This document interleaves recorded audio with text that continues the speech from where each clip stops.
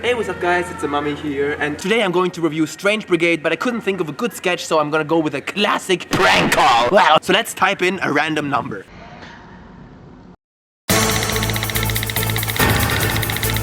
Okay, so let's give it a go. Yeah, it's AngryJoe. Surprise, motherfucker! What do I do, Lord? Wait, AngryJoe, is that you? Yeah. This is the best day of my life! Wait, you're Ranton, right? Yes, that's me! I'm Ranton! Dude! Your fucking reviews suck, I hate them.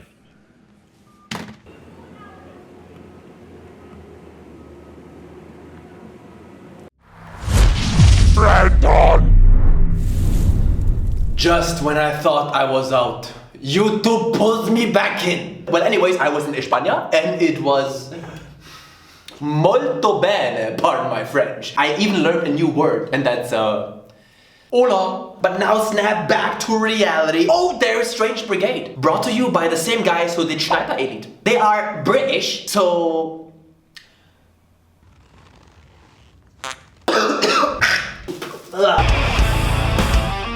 What thrilling tales and awe-inspiring adventures await our heroes today? The story follows the Strange Brigade, also known as made out of the 4 playable characters that are each seriously lacking in chromosome. You got Frank the Pirat, Archimedes the Fagot, Gracie the Sex, and lastly, of course, they had to include a fucking bird. But how did this bunch of charming individuals even get together? I put a whole bag of jelly beans up my ass. But also, why? It seems unlikely, right? Just And X and Y again. It's their mission to go to Egypt and locate the tomb of the legendary, infamous, notorious Sarteki? Sateki? That black-hearted fiend. Yes. She's an evil witch, you know. Can't have that. Yeah. you haven't heard of Strange Brigade? You don't know what its gameplay is like? It's sick, okay? Probably one of the most third person of all. Yeah, ever. Strange Brigade is a third-person action game. It's that simple. It doesn't reinvent the wheel, because the wheel's already been invented, am I right? The 4 protagonists are basically the same, except, of course, this stupid motherfucker. And they each carry a main, a secondary, and a throwable weapon. What a bunch of pussies. I only need my fists, so don't mess with me. Anton, I made you a sandwich. What you got? Ow! I'm bleeding. That's right. Actually, you can also melee attack in the game. I don't recommend it though, it looks a little too much like a... The guns are interchangeable between missions or at workbenches. The only unique thing about a character is their special skill that you can activate once you have collected enough souls from dead enemies. It happens quite rapidly. You don't need a lot of souls to get that E. These abilities can range from raising your own soldiers to blowjob lips, fireballs, a super punch. I know, it's crazy, look at those. Sheesh. I'd face fuck that hoe all day, boy. Though you can only equip 1 special attack at a time, they all have 3 more unique ones to unlock. How to unlock them actually leads me to the gameplay itself. Strange Brigade is a linear game, but most levels are a little convoluted in design, offering a lot of hidden paths, shortcuts, and back alleys. Kinda like Dark Souls, but like darker. Most treasure chests that you'll find merely contain money that you use to buy new weapons, but sometimes you'll get an artifact. Damn, she looks pretty cool with them wings. Who's that? Statue of... sorry? There are a lot of different artifact sets. Complete one and you get a skill point to unlock a new character-specific ultimate. Paranormal powers purchased. Good show, Brigade. The Republican Party wants you to buy new guns, and the Democratic Party wants to make progress. Well, in Strange Brigade, these 2 things are united because buying new guns is the basic way of progression here, but there is slightly more nuance to this. Weapons have sockets, and sometimes you'll come on across these rocks that offer specific improvements like more damage on headshots or ricochet bullets that turn your opponents into real opfers. In English, that's... yeah.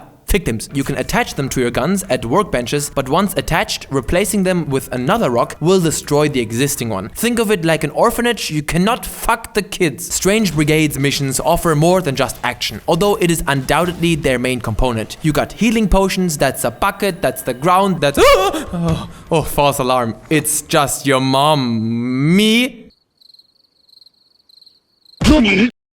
ACG. When are you going to learn? You could talk hot on the internet, boy. That's a goofy shit. But I mean, it's the internet, you can say what you want.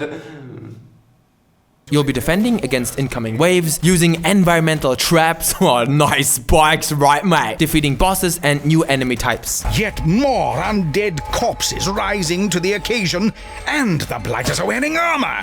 How jolly unsporting of them. It's a frogger.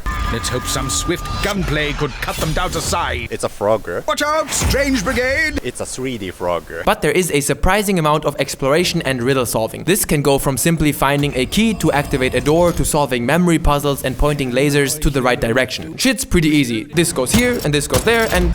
The world is littered with collectibles. For example, these cats that you have to shoot, which is a horrible waste of a goat meal, yes? And all sorts of other extras that expand on the lore. The most useful things are probably these weapon crates that in exchange for money will give you a stronger third main weapon with limited ammo. There's also a classic horde mode where you defend against incoming waves and all start with the same equipment, and a speedrun mode where locations are boiled down to an almost on-rails-like shooting game. Get from A to B as fast as possible while keeping your high score up. Hey Rebellion, have you ever heard of marketing? Smuttery. I knew about your game because I keep my eyes open. Which can be difficult for me sometimes due to race. But if nobody knows about your game, ain't nobody gonna fuck with that. This is the way it works. Unfortunately, after playing through it, I get it. When a child pisses the bed, it hides the bed sheets. We have something quite similar on our hands with Strange Brigade. But this time it's more than just a pee-pee. It's a doo-doo. So when I say damn it, you say okosita. Damn it! That's not how I'd like to start though. In fact, this one was another emotional holocauster for me. From yeah to it fucking sucks. But as almost always, I'd like to start with the first impression. And from the first moment on, I enjoyed the art style. It's so on point, colorful, even the menus look sleek. Just look at that font, man. Wow. What's not to love except children in the ass? Look at these levels, man. It's incredible detail! Grass, barrels, the sky. It's all there! This is beauty, this is art, this is... Okay. But that is not all. A lot of animations are beautifully old school. For instance, the way you collect coins or how you have to shoot at things to interact. These mechanics take you back to the olden days when things were simpler and video games were innocent. What? Strange Brigade has a light-hearted style with its cute self-aware commentary. Oh dear. Truly a somber moment for the brigade here. The tone is refreshing, it's cheesy and goofy, but enjoyable. What an amazing experience this is. Now in regards to gameplay, there's also a lot of good here. You can tell that the devs have experience with third-person action games. Controls are smooth and polished, hit feedback is outstanding, the occasional riddles mix things up nicely, environmental kills challenge your spontaneity and tickle my prostate, and the continuous stream of new enemy types is a fantastic motivator.